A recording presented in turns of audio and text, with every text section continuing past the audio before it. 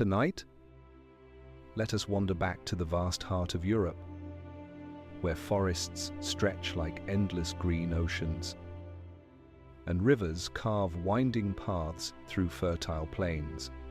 Here, in the land that would one day be called Poland, people gathered around hearths and wooden churches, telling stories that blended memory with myth. The birch trees whispered in the wind. The amber of the Baltic shone like trapped sunlight, and the soil beneath carried the weight of countless generations. The story of the Poles is not one of a single sudden birth, but of slow weaving. Tribes became neighbors. Neighbors became allies. And in time, the scattered voices of clans rose into the chorus of a people. Their faiths shifted from sacred groves and pagan gods to the ringing bells of Christian churches. Their villages grew into towns, and towns into castles, with watchtowers guarding the crossroads of Europe. This land was no gentle cradle. Poland stood between east and west, forever on the frontier. Warriors rode across its plains. Merchants carried silk and salt upon its roads, and priests carried books that would anchor a new faith. From these encounters came both suffering and strength. The Poles learned not only how to endure, but how to preserve their spirit through song, faith, and memory. Tonight, as you close your eyes, imagine the sound of a distant choir in Kraków, echoing beneath Gothic arches, and the quiet splash of oars on the Vistula River. Imagine peasants in fields, lifting their eyes toward the castles above them, where kings would one day rule but also fall.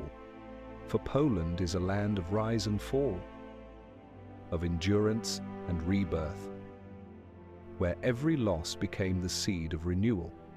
And so, let us begin this journey not of conquest alone, but of people, of faith, of survival. The story of the Poles is the story of a civilization that refused to disappear, even when shadows fell across its borders. Long before Poland was carved upon any map, its heart was already beating in the scattered tribes who tilled the soil, hunted in the deep woods, and worshipped beneath sacred oaks. These were the Polans, the Vistulans, the Mazovians, names half remembered in chronicles, yet once whispered with pride around campfires. They lived not in kingdoms, but in wooden settlements, ringed with earthen walls and guarded by the rhythm of seasons. The earth was their first fortress. Rivers, like the Vistula and the Oder, provided not only fish and water, but also the threads that connected tribe to tribe, settlement to settlement. Forests gave shelter. Yet they also hid dangers, wolves, raiders, and the unknown. Life was simple, but it was never easy. Every harvest was a gamble against the frost. Every dawn, a reminder that survival depended on unity. Yet within this fragile balance lay the seeds of strength. The Poles were a people of gatherings, of shared meals, of councils where elders spoke, of rituals where fire and song bound families into something greater. Warriors carried spears tipped with iron, their shields painted with symbols meant to summon courage. Women wove patterns into cloth, patterns that carried echoes of myth, of sun and moon, of ancestors watching from beyond. Religion was not yet one God, but many spirits. The sun was a giver of life, The oak, a sacred pillar.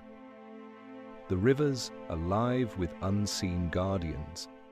When storms broke across the plains, villagers whispered to Perun, the thunder god, asking for mercy.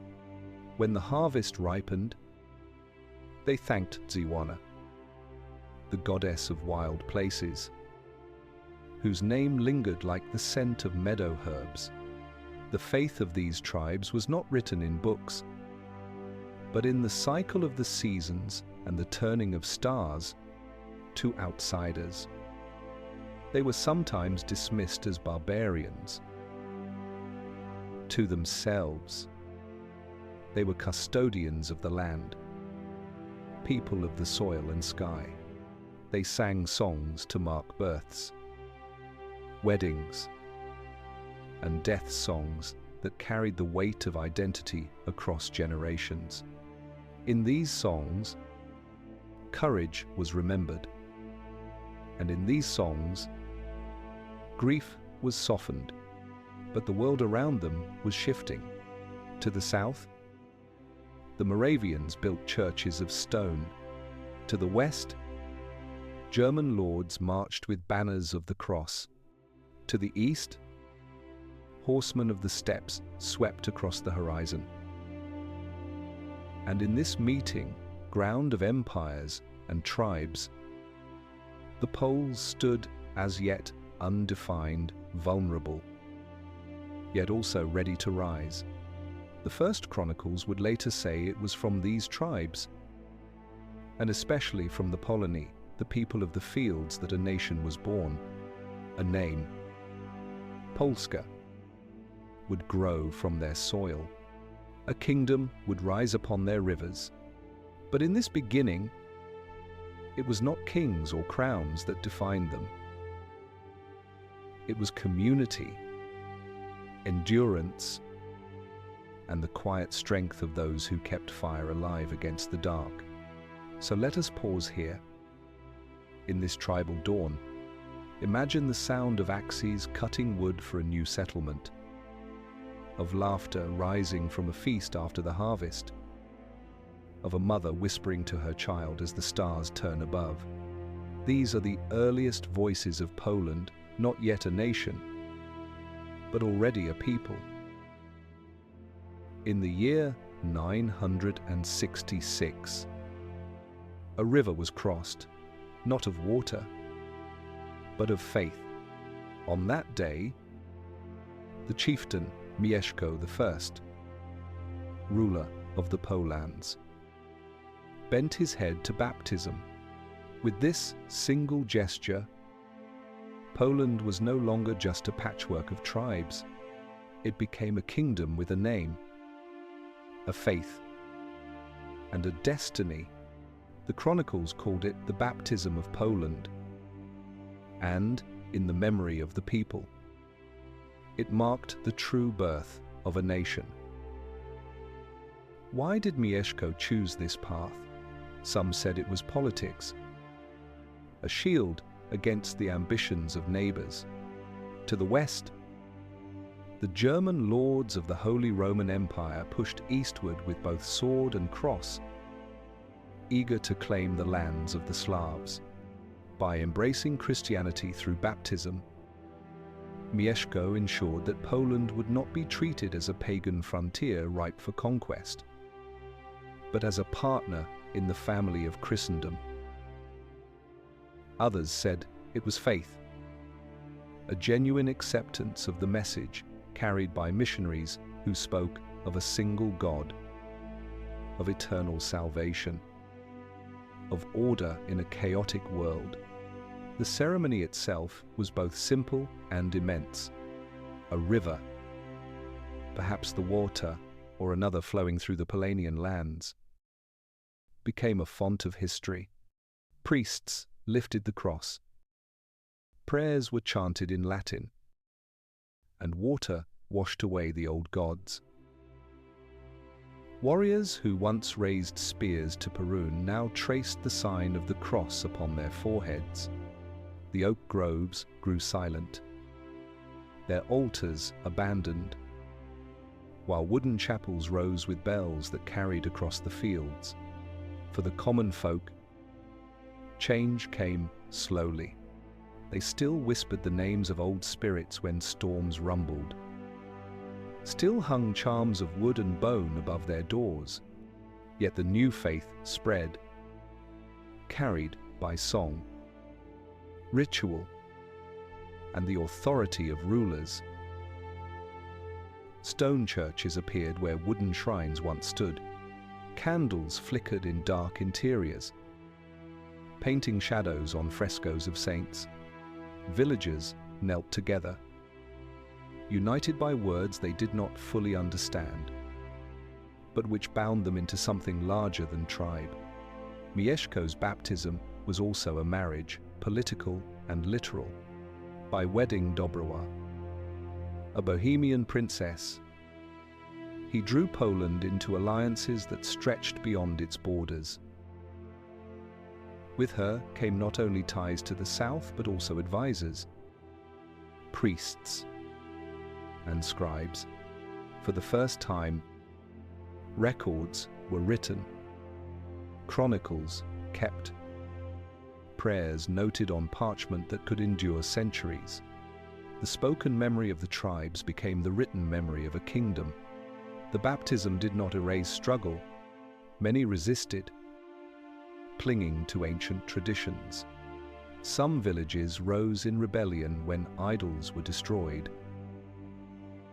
Others wove the old gods into the fabric of the new faith, quietly blending belief in saints with the memory of forest spirits. This fusion gave Polish Christianity a unique character, both deeply Catholic and deeply tied to the soil. From this turning point, Poland gained not just protection but also recognition. Envoys traveled to distant courts, bearing the name of a Christian ruler. Monks arrived, carrying books and relics, teaching Latin letters to a people who had never known writing. Children learned prayers that connected them to Rome itself, even as they played by rivers where their ancestors once sacrificed to the gods of thunder. It is easy, with centuries later, to see only the crown or the cross. But beneath those symbols lived ordinary people. A farmer in Mazovia, kneeling in his first church, still carried in his heart the songs of the fields.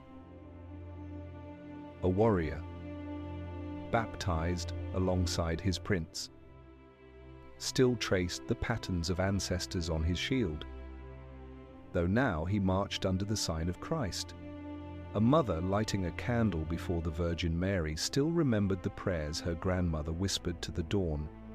This was not the end of the old world, nor the full beginning of the new. It was a weaving of both, a tapestry where threads of pagan earth and Christian heaven intertwined. Out of that weaving came the first shape of Poland, a land anchored by faith, but also restless, standing at the threshold of history. And so, from the waters of baptism rose a kingdom, a land that would endure invasions, partitions, and rebirths. But in that moment, in 966, it was simply a promise, the promise that the Poles had stepped into the light of Europe, carrying with them both their ancient roots and their new destiny. From the baptism of Mieszko, I sprang not just a faith, but a dynasty, the Piasts, named for a humble ploughman who, legend says, founded their line, carried Poland from fragile beginnings into the shape of a true kingdom. They were rulers of earth and memory, binding scattered tribes into a single crown. And at the heart of their story stood a city, Kraków, where stone would rise from soil and bells would echo across the Vistula. Kraków was not chosen by accident. Long before it became a royal capital, it was a settlement perched upon a limestone hill, Wawel. Overlooking the river below, archaeologists still uncover traces of trade amber beads, iron tools, coins that traveled from far-off lands. The hill was both fortress and altar, a place where myth and reality met. Tales spoke of a dragon that once dwelt in the caves beneath Wawel, slain by a clever shoemaker who tricked it with sulfur. Whether myth or metaphor, the story hinted at a truth.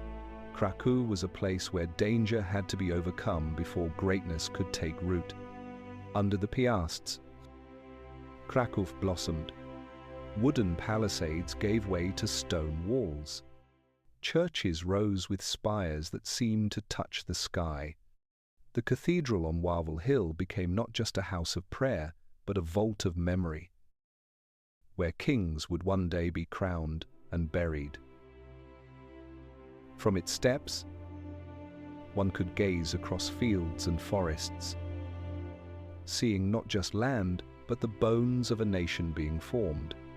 The dynasty itself carried Poland through uncertain times.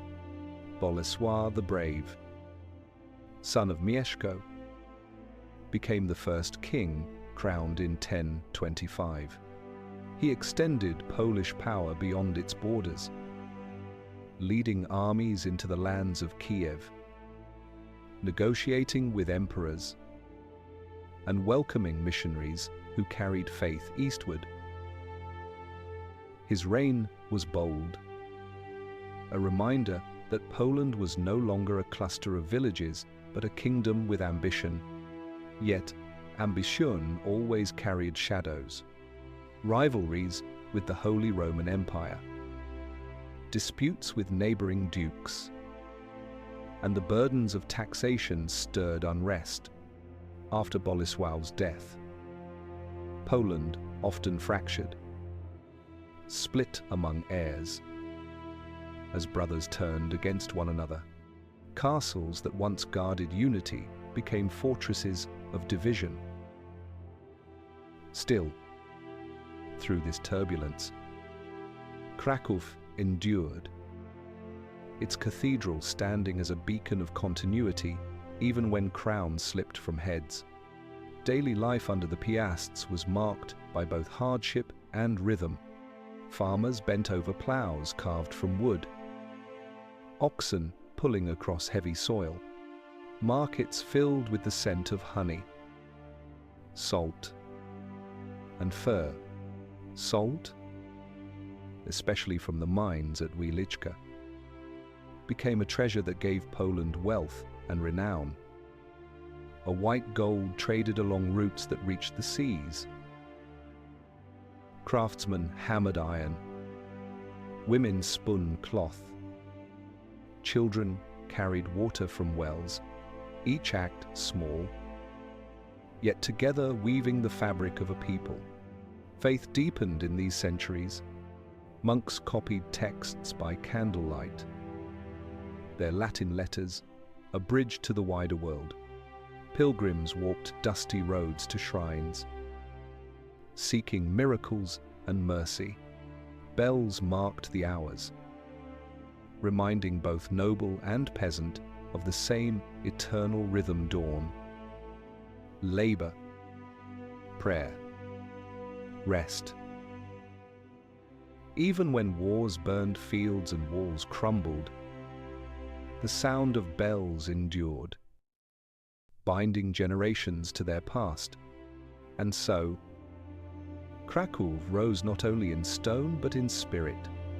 It became the stage upon which the Piasts wrote their legacy, a dynasty that, for all its struggles, gave Poland its first heartbeat as a kingdom. The city's mythic dragon lay slain.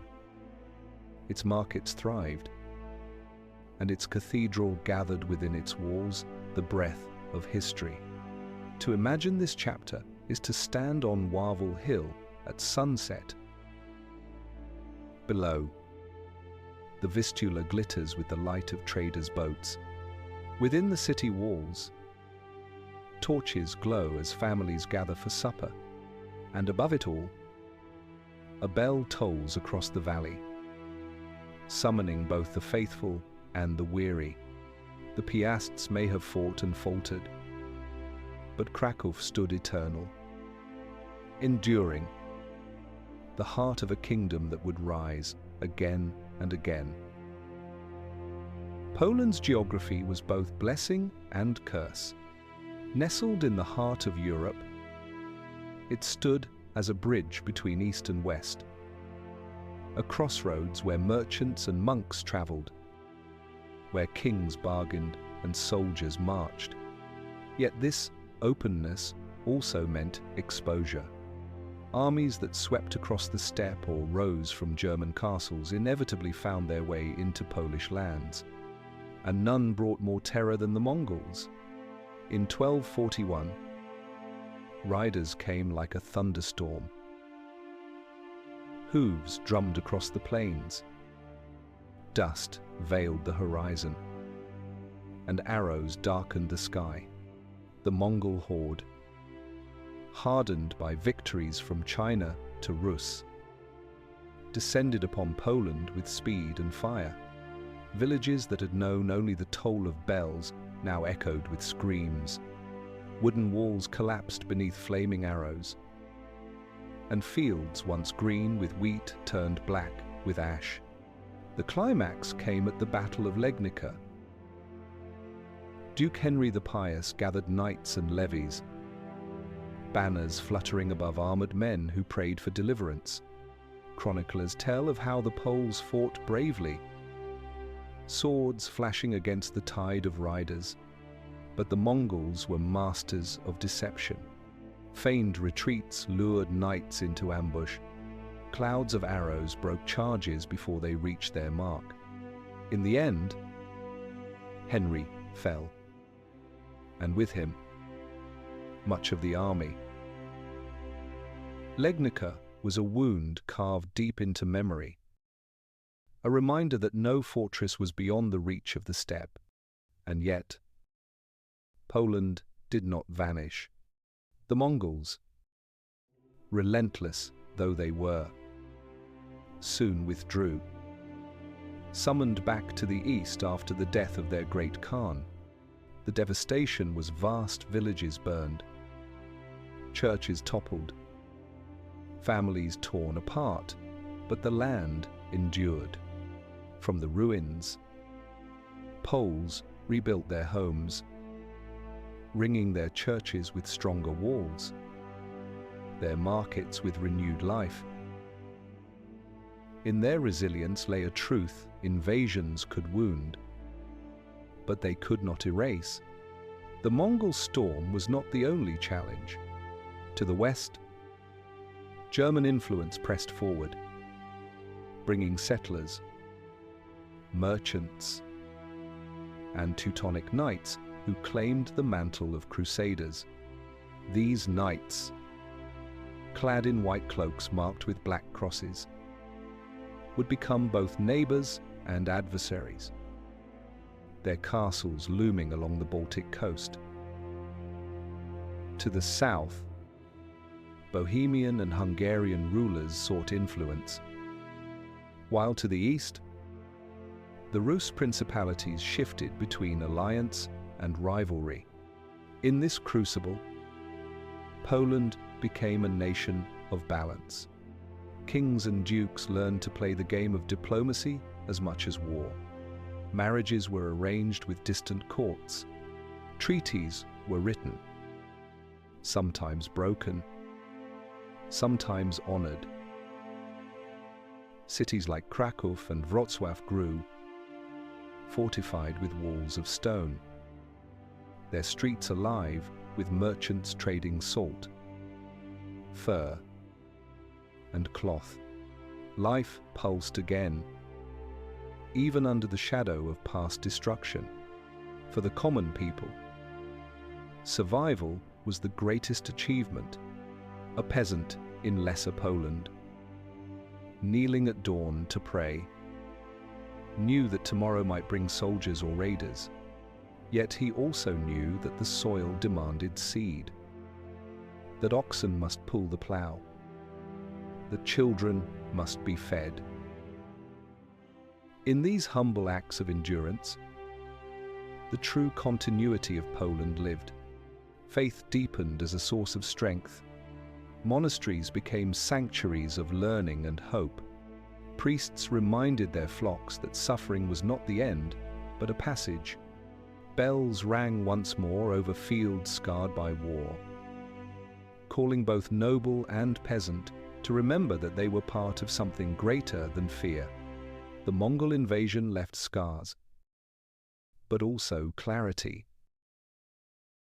Poland understood its place not as a land hidden from history, but as one shaped by it, tested by fire and yet unbroken. Its people, caught between East and West, learned to carry both vigilance and hope. For every time the horizon darkened with dust, there was also a dawn when the land was green again. So let us stand in imagination at Legnica's fields. Long, silent now, where wildflowers grow over bones once buried. Listen to the wind that carries both sorrow and strength. For Poland, this was not the end, but one of many trials each survived, each remembered, each woven into the fabric of a nation that refused to fade. If earlier centuries were marked by struggle and survival, the 15th and 16th centuries shone with brilliance. Under the Jagiellonian dynasty, Poland entered what historians call its golden age. It was a time when kings were crowned in Kraków. Scholars debated in universities, and merchants filled markets with goods from across the continent. For a moment, Poland stood not as a vulnerable frontier, but as a power at the very heart of Europe. The Jagiellonian story began with a marriage Jogaila, a Lithuanian Grand Duke, and Queen Jadwiga of Poland.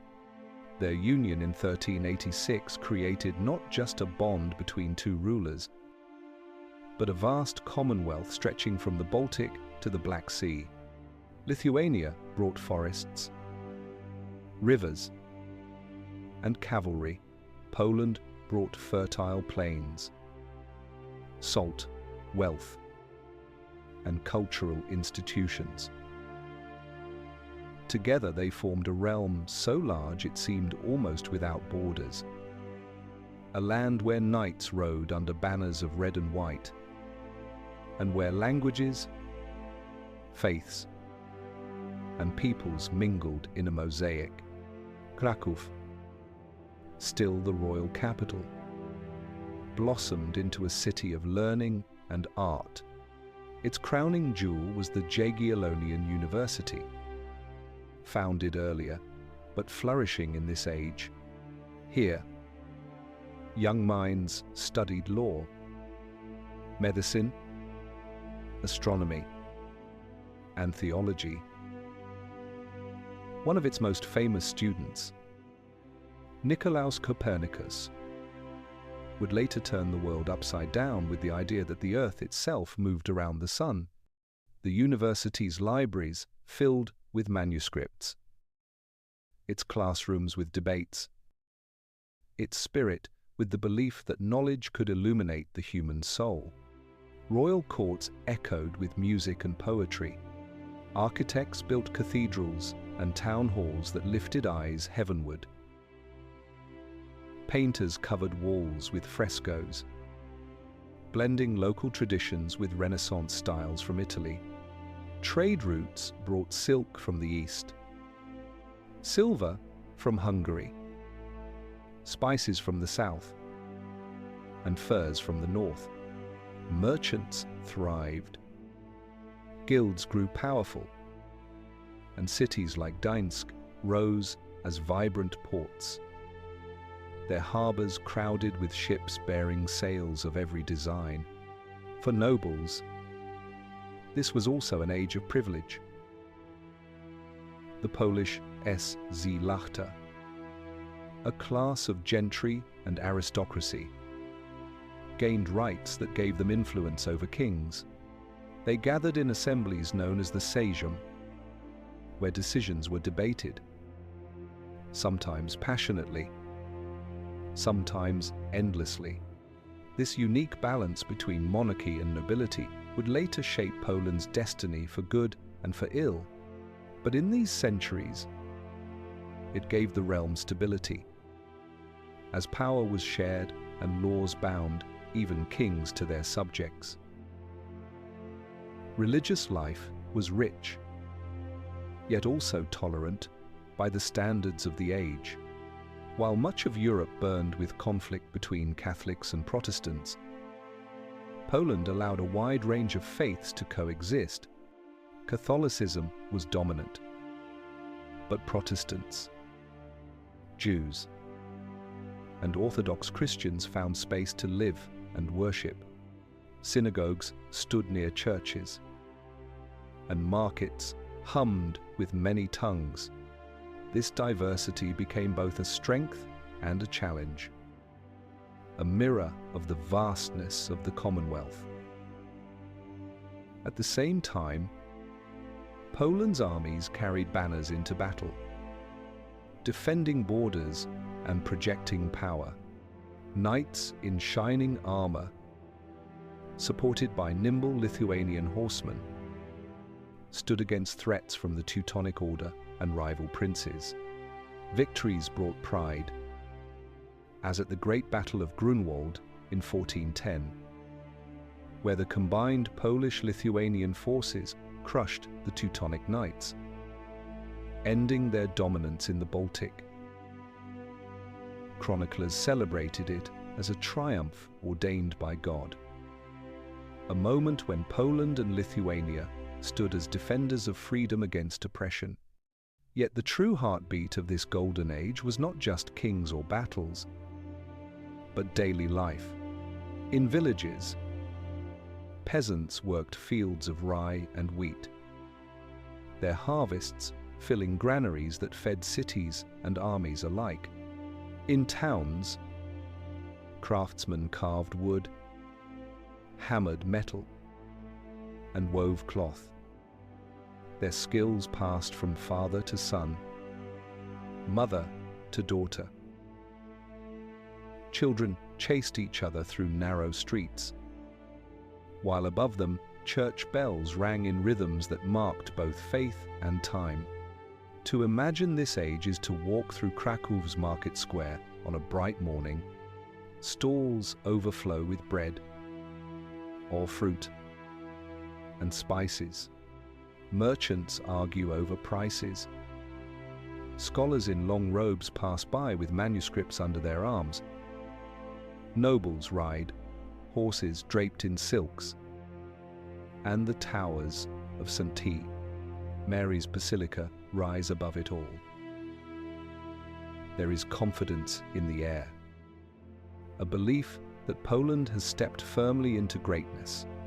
This was the Golden Age, a Poland not merely surviving, but flourishing. Its kings ruled a vast realm. Its cities thrived. Its scholars reshaped the world. It was a season of sunlight before storms returned. A chapter when Poland stood tall, radiant, and strong. In 1569, beneath the vaulted halls of Lublin, an agreement was signed that reshaped the map of Europe. It was called the Union of Lublin, and from it arose the Polish-Lithuanian Commonwealth, a realm so vast that its banners stretched from the Baltic Sea to the steppes of Ukraine. For a moment, it seemed eternal, a state born not only of conquest but of consent, where nobles shared power with kings, and where the idea of liberty burned brightly. The Commonwealth was unique. Where other kingdoms tightened crowns upon the heads of monarchs, Poland chose a different path. Kings were elected, not simply inherited. Nobles, through the Sejm, wielded immense authority. They called it the Golden Liberty, a system where no law could pass without the voice of the gentry, where the will of the many could restrain the will of one. To its champions, it was a beacon of freedom in an age of absolute rulers. To its critics, it was the seed of paralysis. Both would be proven right. Its territory was immense. Travelers crossing the Commonwealth could ride for weeks without leaving its borders. Forests of Lithuania gave way to the rolling plains of Poland. Then to the fertile lands of Ukraine, where wheat grew tall beneath endless skies. Cities like Vilnius, Warsaw, Kraków, and Lwów pulsed with trade. Jews found refuge from persecutions elsewhere in Europe. Armenians, Tatars, Germans, and Italians mingled in markets, their languages blending into the hum of cosmopolitan life. The army of this Commonwealth was legendary. Above all its cavalry, the winged hussars, with great feathered wings arched from their backs. They thundered across battlefields like apparitions of angels. Chroniclers wrote of how the earth shook under their charge, how even the strongest fortresses trembled when their lances leveled. They became a symbol of Polish valor, the embodiment of a nation that saw itself as both guardian and warrior of Christendom. Yet beneath the brilliance lay fragility. The same golden liberty that gave nobles freedom also gave them power to halt the state itself. Through a practice known as liberum veto, a single noble could dissolve the entire parliament, undoing months of debate with one word, nie pozwalam, I do not allow. What began as protection against tyranny became, in time, a chain that bound the kingdom's hands. The Commonwealth's vastness was both strength and burden. Its borders stretched into lands contested by powerful neighbors, Russia pressing from the east, the Ottoman Empire from the south, Sweden from the north, and the Habsburgs from the west. Holding all this together demanded unity. But unity was fragile. Local lords guarded their privileges. Ethnic and religious diversity, once a source of richness, sometimes flared into conflict. For the peasants, the golden liberty was far away, almost myth. In villages, life remained hard. Fields demanded endless toil, and many fell into serfdom, bound to the estates of nobles who themselves spoke of freedom even as they restricted it for others. A farmer sowing grain in Ukraine might feed a noble's banquet in Kraków, but his own table held little more than bread and cabbage. The ideals of liberty were real, but they were not for everyone. And yet, for a century, the Commonwealth thrived. Victories on battlefields, flourishing trade, cultural achievements. These gave the impression of permanence. The Sejm gathered. Decisions were made. Alliances struck. Bards sang of hussars. Priests preached of divine mission. Scholars debated philosophy.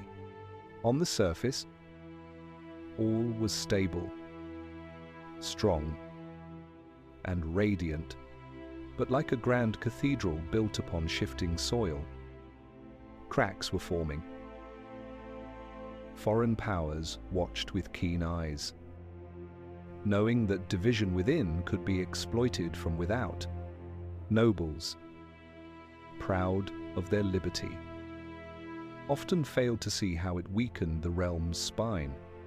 The very system that made the Commonwealth unique carried within it the seeds of tragedy. So here, in the mid of our tale, stands a paradox, a state vast, rich, and free yet vulnerable, its future uncertain. Imagine standing in the halls of Warsaw, where nobles raise their hands in vote, voices filling the chamber with passion.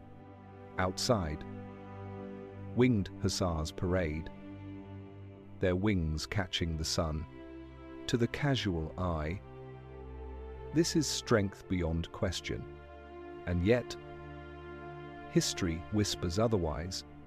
For the greater the height, the deeper the fall. This is the cliff upon which the Commonwealth stood dazzling in glory, yet trembling on the edge of storms yet to come. The 17th century arrived not with quiet prosperity but with storms. From every direction, enemies pressed in, and from within, unrest smoldered. The Polish-Lithuanian Commonwealth, once shining in its liberty and grandeur, now faced the relentless weight of wars that tore at its very foundation. Historians would call this time the Deluge, for it seemed as if a flood had swept over the land, drowning its strength in fire and ruin. The first great blow came from the south and east, where Cossacks, long restless under the rule of nobles, rose in rebellion. In 1648, Bogdan Khmelnytsky led the Cossack uprising across the steppes of Ukraine. His horsemen struck like lightning. Villages burned. Nobles fled. And the Commonwealth trembled. The rebellion was not merely a local dispute, but a fracture of empire, exposing the deep divisions between rulers and ruled, between privilege and poverty. Even as these wounds bled, Sweden struck from the north. In 1655, Swedish armies swept across Poland in what came to be known as the Swedish Deluge. Their advance was swift and devastating. Cities surrendered. Fortresses fell. Treasures were carried off. Warsaw and Kraków, once proud centers of the Commonwealth, groaned under occupation. The sight of foreign banners flying over sacred cathedrals was a humiliation etched into memory. Chroniclers spoke of despair, of a land where hope itself seemed drowned beneath floodwaters of invasion. And yet, even in the darkest hours, resistance flickered. One story tells of the monastery at Jasna, where monks and townsfolk resisted Swedish siege.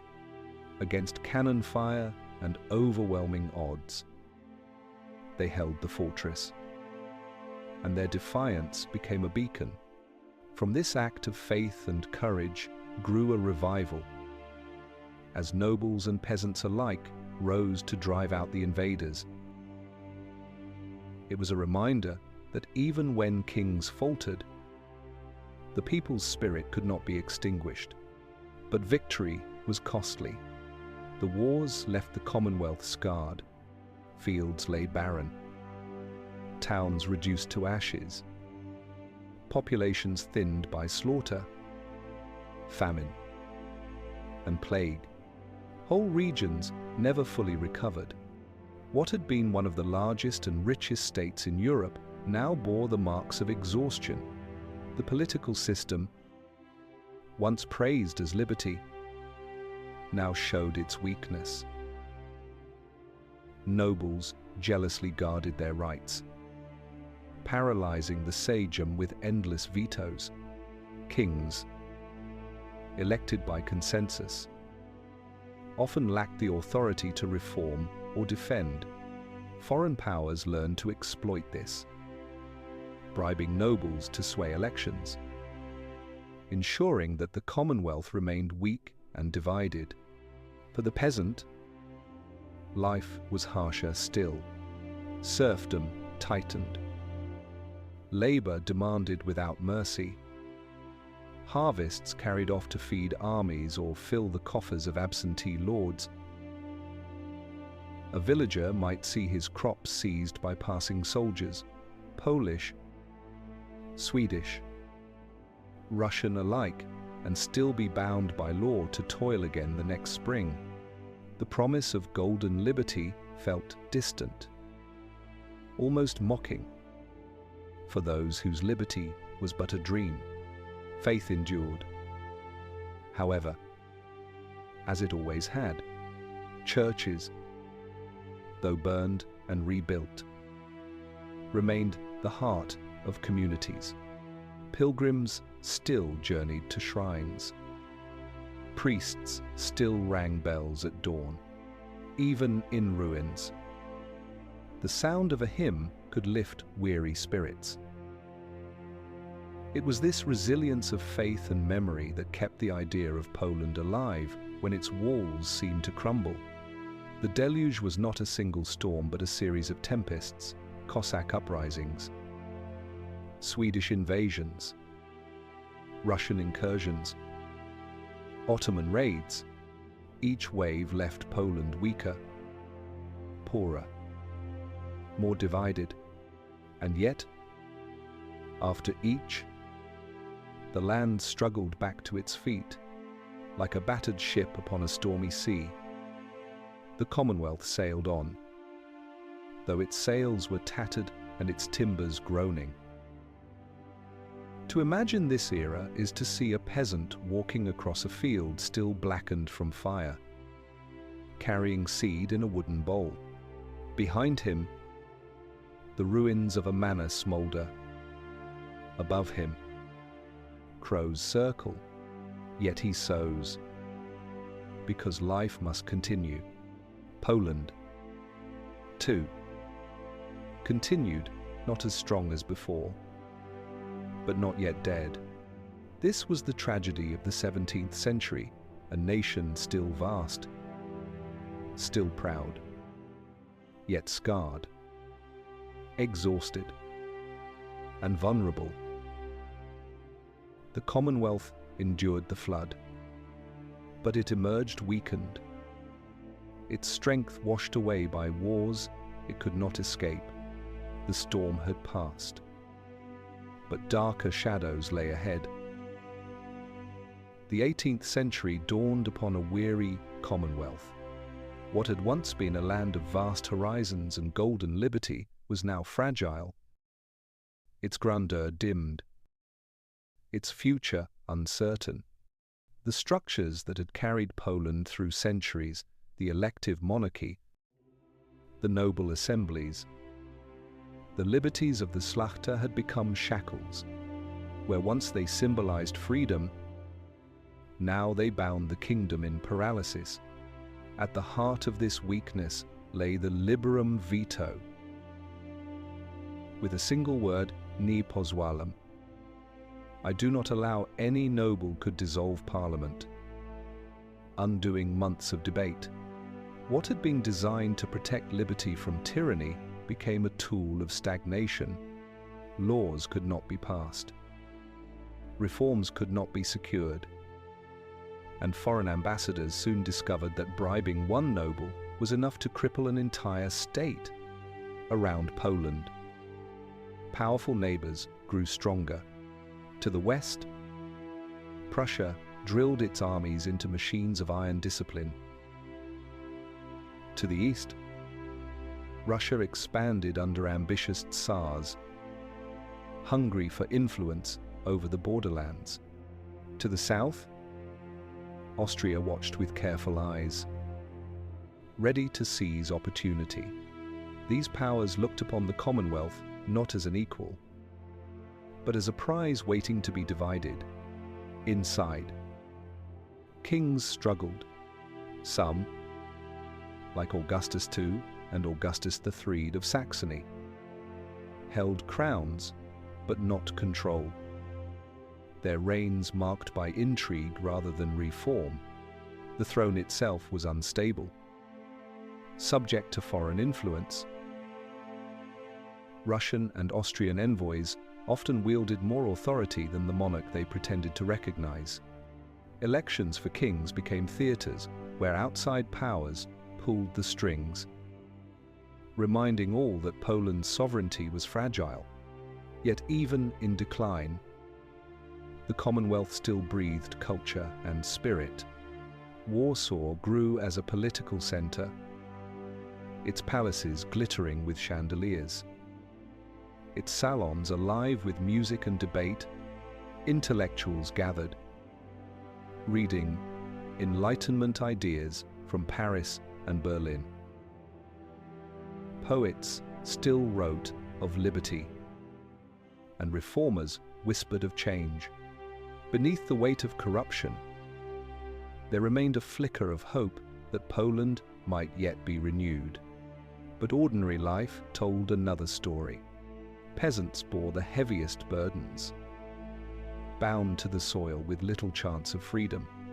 Taxes drained their harvests. Armies marched across their fields, and laws gave them no voice. In villages, the dream of liberty seemed far away, belonging only to the nobles who debated in gilded halls. For many, survival meant enduring winters of hunger and summers of labor, clinging to faith and family as the only constants. In this age, the contrast was stark. Magnificent balls filled with music, laughter, and silk gowns took place in noble estates, while just outside, villagers trudged barefoot through mud to till another's field. The Commonwealth was a world divided, its brilliance shining only in fragments, its shadows growing longer with each decade. Whispers of reform rose again and again. Some nobles saw the danger and called for unity, stronger monarchy, and fairer governance. But each attempt collided with vetoes, rivalries, and foreign meddling. The system that had once been admired abroad as a model of noble liberty now stood mocked as dysfunction. And so, the Commonwealth drifted, like a great ship with torn sails, unable to change course. To stand upon its soil in the 18th century was to feel both grandeur and fragility. Cathedrals filled with music and incense, but also borderlands where foreign troops marched with impunity. Poland was still vast, still alive, but it no longer steered its own destiny. The shadow of partition had not yet fallen, but already it loomed. Foreign rulers spoke in whispers of division, of how the Commonwealth might be carved to their advantage. At home, nobles argued over privilege, blind to the danger gathering beyond their gates. And among the people, fatigue deepened, for they sensed what leaders could not admit, that a storm was coming, one unlike any before. To imagine this chapter is to stand in Warsaw at dusk. In the palace, chandeliers glow as nobles toast to liberty. In the streets outside, beggars huddle in the cold. Beyond the city, foreign armies drill at borders, waiting. The Commonwealth still breathes, but its breath is shallow, and history leans closer with each passing year. The 18th century's shadows grew darker until, at last, they swallowed the Commonwealth whole, 3 times, in 3 cruel strokes. Poland was carved apart by its neighbors Prussia, Austria, and Russia until the kingdom that had once stretched from the Baltic to the Black Sea vanished from the map. It was the age of the partitions of Poland, and it left scars that would ache for generations. The first came in 1772. Foreign powers, claiming to restore order, gathered like wolves around a weakened prey. Prussia seized fertile lands along the Baltic. Austria took swaths of Galicia, and Russia claimed vast territories in the east. In Warsaw, the Sejm voted under pressure to accept the loss. To some, it felt like betrayal. To others, it was despair.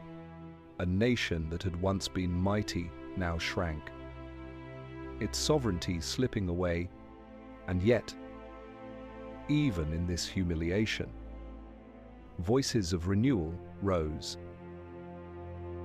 Reformers, inspired by the Enlightenment, pushed for change. The Constitution of May 3, Jagiellonians, was their proudest achievement, a bold document that sought to strengthen the monarchy, curb the power of the veto, and grant rights beyond the narrow circle of nobles. It was hailed as the first modern constitution in Europe, second only to that of the United States in the world. For a moment, hope flickered that Poland might yet rise again, but neighbors watched with unease. A strong, reformed Poland threatened their ambitions, and so, in 1793, Russia and Prussia struck again. The second partition tore away even more land, leaving the Commonwealth barely a shadow of itself. Cities, once vibrant, now found themselves under foreign banners. Whole regions were absorbed into empires that sought not to preserve Poland, but to erase it. The final blow came in 1795. After a failed uprising led by Tadeusz Kościuszko, soldier, patriot, and symbol of defiance, the 3 powers returned to finish what they had begun. Kościuszko fought valiantly, rallying peasants and nobles alike. But the odds were overwhelming, captured and imprisoned. His defeat marked the end of Poland's independence. With the third partition, Poland ceased to exist as a state. On the maps of Europe, the name was gone. For the people, this was more than borders.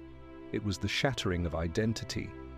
Nobles swore oaths to foreign rulers. Peasants found themselves subjects of emperors in Vienna, Berlin, or St. Petersburg. Schools taught foreign languages. Officials replaced Polish laws, and efforts were made to erase the memory of the Commonwealth. Yet memory is stubborn. In songs sung by villagers, in prayers whispered in churches, in stories told by mothers to children, the idea of Poland lived on. Faith became the quiet fortress. Churches stood as places where Polish language and culture could still breathe. Hymns carried not only devotion but defiance. Priests reminded their flocks that nations, like souls, could endure trials and rise again. History was kept alive not in parliaments but in kitchens and chapels, hidden from the eyes of those who sought to silence it. Exiles carried the dream abroad. In Paris, London, and America, Poles who had fled spoke of their lost homeland, joining other revolutionaries in struggles for liberty. They believed that as long as one Pole remembered, Poland was not truly gone. Kościuszko himself, though defeated, became a symbol far beyond his homeland. A man who had fought for freedom on 2 continents and whose spirit embodied resilience. The partitions were not just political acts, they were wounds upon the soul of a people. Imagine a farmer in Galicia, once a subject of the Commonwealth, now told he was Austrian, his land the same, his house the same, yet the flag above him foreign, or a merchant in Warsaw, paying taxes to Prussia instead of Poland, hearing foreign soldiers march in the streets. The land had not moved, but the nation had been stolen, and yet Poland did not die. It withdrew into memory, into culture, into faith. The state was gone, but the nation survived waiting, enduring, hoping. The partitions were the darkest night, but even in darkness, stars remain. For more than a century after the partitions, Poland lived only in memory and in longing. Its people were divided among 3 empires: Prussia, Austria, and Russia. Yet they remained bound together by something stronger than borders, the conviction that Poland was not dead, only sleeping. The 19th century became an age of waiting, of uprisings, of poets and dreamers who carried the nation in their words when it no longer existed on maps. The uprisings came first, like sparks in the darkness. In 1830, Polish officers in Warsaw rose against Russian rule, igniting what became known as the November Uprising. Young men carried rifles. Students marched with flags, and for a brief moment, it seemed the nation might be reborn. But Russia's armies were fast, and the rebellion was crushed. Thousands were killed, and thousands more sent into exile in Siberia. The dream survived, but in chains. Again, in 1863, Poles rose in the January uprising. This time, peasants and nobles alike took to forests, fighting as partisans against Russian troops. They fought with courage. But once more the empire's power was overwhelming. Villages were burned, families broken, and leaders executed. Yet each defeat was also a testimony. Poland refused to accept death, even when the world had buried it. If swords could not restore Poland, words and culture became its shield. Poets like Adam Mickiewicz and Juliusz Słowacki wrote verses that kept alive the spirit of the nation. Their poems spoke of liberty, of sacrifice, of a homeland lost but never surrendered. In their lines, exiled Poles found comfort, and those at home found resolve. The pen became a weapon as sharp as any blade. Music, too, carried the nation. The compositions of Frédéric Chopin, exiled in Paris, were filled with longing for Polish soil. His mazurkas and polonaises echoed the rhythms of peasant dances, transforming them into art that spoke to the world of a nation's sorrow and pride. When Poles heard his music, they heard their own heartbeats, the sound of a country that lived within them. Daily life, under foreign rule, was marked by struggle, but also resilience.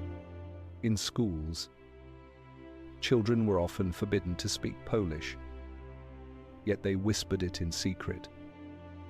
passing it from one generation to the next. Families celebrated holidays with songs that carried hidden meanings. Churches remained sanctuaries of language and faith, places where being Polish could not be erased. The dream of freedom was not confined to Poland alone. Exiles carried it across Europe and the Atlantic. In Paris, immigrés formed communities that plotted revolutions and published newspapers.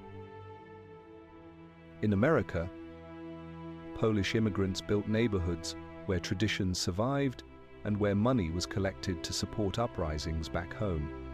The diaspora became guardians of memory, spreading the conviction that Poland's cause was part of the universal struggle for liberty. As the 19th century gave way to the 20th, the empires that had divided Poland began to falter. Wars shook their foundations. Revolutions weakened their grip. And in 1914, when the First World War erupted, the lands of Poland once again became a battlefield.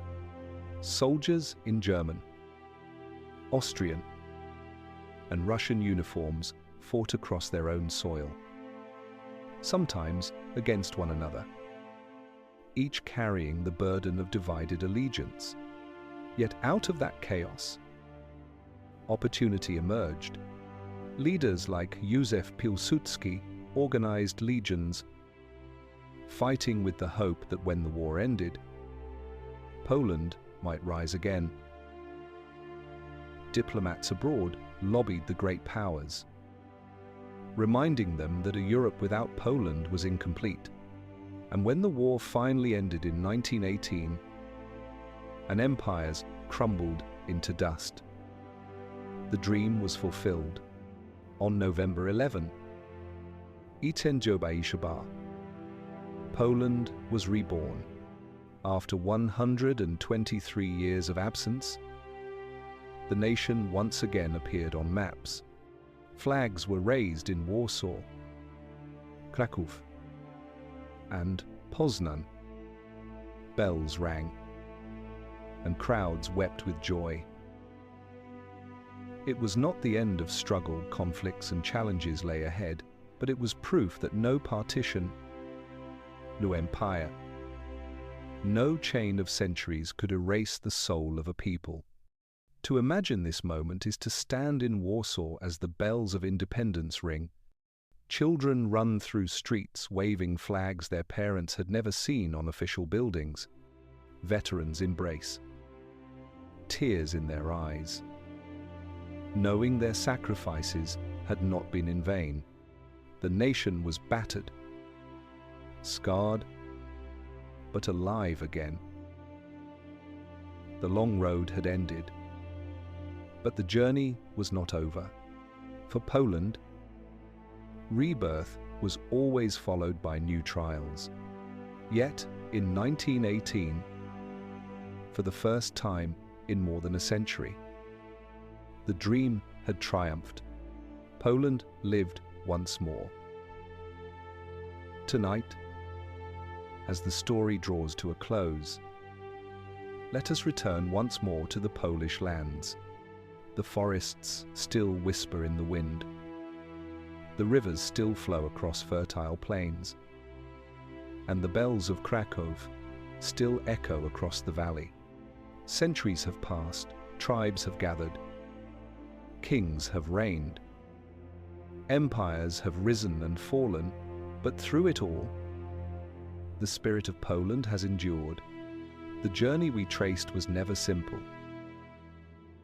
From the baptism of Mieszko I to the triumphs of the Jagiellonians, from the storm of Mongol riders to the radiance of the winged hussars, from the devastations of the Deluge to the cruel partitions that erased the nation from maps, each chapter carried both light and shadow. Yet every fall was followed by a rise, every silence by a song, every loss by a renewal. Poland's strength was never only in its crowns or armies, but in its people.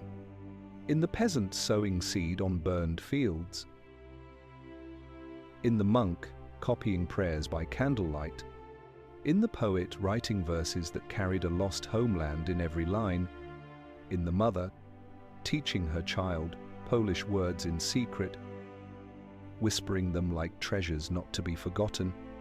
These small acts of endurance became the true foundation of survival.